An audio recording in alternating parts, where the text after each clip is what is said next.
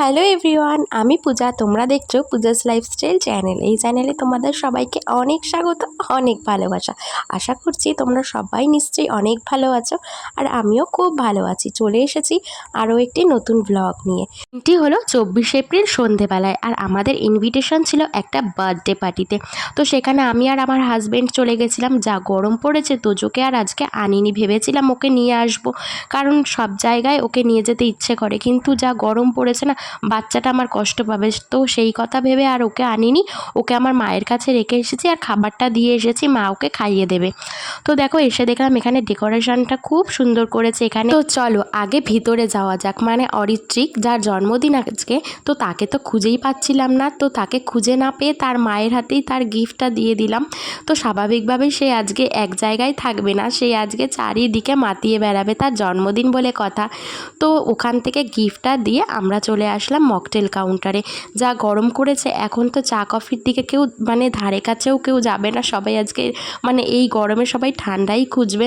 তো স্বাভাবিকভাবেই এই কাউন্টারটায় অনেক ভিড় ছিল। অন্যান্য দুটো স্টল বসেছিল, সেই তুলনায় এই মকটেল কাউন্টারটায় অনেকটাই ভিড় ছিল। তো সেইখান থেকে তো মকটেল ট্রাই করব। তো দেখো এখানে দাদারা কত সুন্দর করে মকটেলগুলো তৈরি করে দিচ্ছিল। তো এখানে মকটেল ট্রাই করে, আর এই দেখো আমার তো এখানে সবাই চেনা জানা বলতে পারো। এখন পাড়ার অনেক কারোর সঙ্গে আমার চেনা জানা হয়ে গেছে। বিশেষত এই দেখো, এই ননদটা হচ্ছে আমার মানে বন্ধুই বলতে পারো। তো ওকে তো তোমরা পুরুলিয়ার ব্লগেও দেখেছো। তো এখানে পাড়ার তো অনেকে ছিল, সবার সঙ্গে গল্প গুজব করে আবার চলে আসলাম একটু ফিশ বল খেতে। তবে আমি একটাই খেয়েছি, কারণ এই গরমে না ওই গরম গরম কিছু খেতে আর ইচ্ছে করছিল না। তো দেখো এখানে আমি দেখলাম ওই 360 ডিগ্রি যে ভিডিও স্ট্যান্ডগুলো, সেইখানে মানে এইখানে করা হয়েছে সেই ব্যবস্থাটা। তো আমি তো কোনোদিনও এই ভিডিও স্ট্যান্ডগুলোই উঠিনি। তো আমারও ইচ্ছে করছিল যে একটু উঠবো, কিন্তু আশেপাশের লোকজনগুলো না কীরমভাবে তাকিয়েছিল। তো সেই জন্য প্রথমে না একটু উঠতে লজ্জা লাগছিল। তো পরে তো উঠেছি, সেই ভিডিও তোমরা দেখতেই পারবে, স্কিপ না করে পুরো ভিডিওটা দেখতে থাকো। তো এখানে দেখো এগুলোকে কী বলে, মোটু পাতলু যারা সেজেছে, তো মানে কার্টুন টাইপের। তো এখানে তো ওরা সেজে গুজে দাঁড়িয়ে আছে, আর ওদের দেখে না একটু খারাপও লাগছিলো এই গরমের মধ্যে। কি মানে আমরা তো এই খোলামেলা ড্রেস পরেও আমাদের গরম লাগছে, আর ওরা তো পুরো মাথা থেকে পা অবধি সবই ঢাকা। তো কিছু করার নেই, যার যেটা প্রফেশন। তো দেখো আমি এখানে না অনেক লজ্জা পাচ্ছিলাম করতে, তো তবুও করেছি, যে কেন করব না, এই সুযোগ কি ছাড়া যায়, তাই না? কবে না কবে আবার কোন ইনভিটেশন পাবো, সেখানে আদৌ এটা থাকবে কি না। তো দেখো আমি এখানে কোনো রকমে এটা করেছি। আমার বর তো হচ্ছে আমার থেকেও বেশি লজ্জাবতী।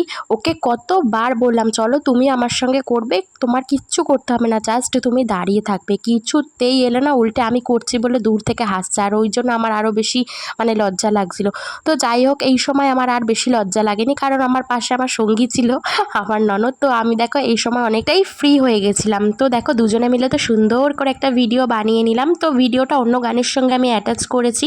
এখানে তো নর্মালি ভিডিও বানিয়েছিলাম, মানে যেটা গান হচ্ছিল ওখানে ডিজেতে, তো সেই গানেই আমরা এখানে নাচ করছিলাম। তো সেটা তো আর এখানে দেওয়া যাবে না, নাহলে কপিরাইট ক্লেম পড়ে যাবে।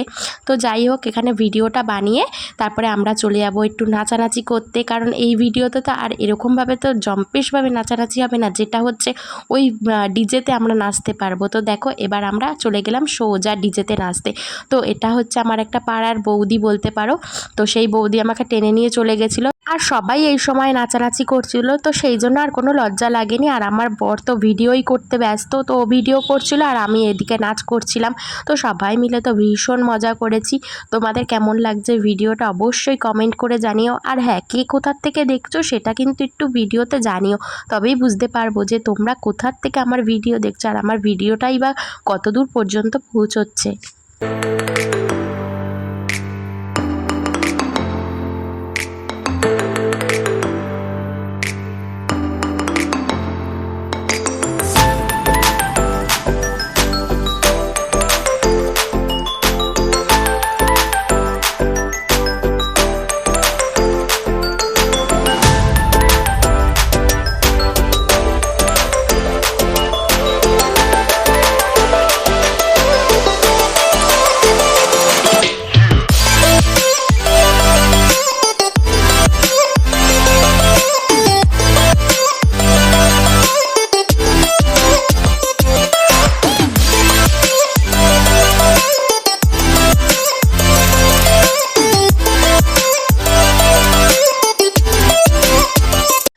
নাচানাচি করে তো ভীষণ খিদে পেয়ে গেছিলো। আর এই দাদা বৌদিদের সঙ্গে তোমাদের পরিচয় করিয়ে দিই, এটা হচ্ছে আমার হাজব্যান্ডের বন্ধু আর তার ওয়াইফ।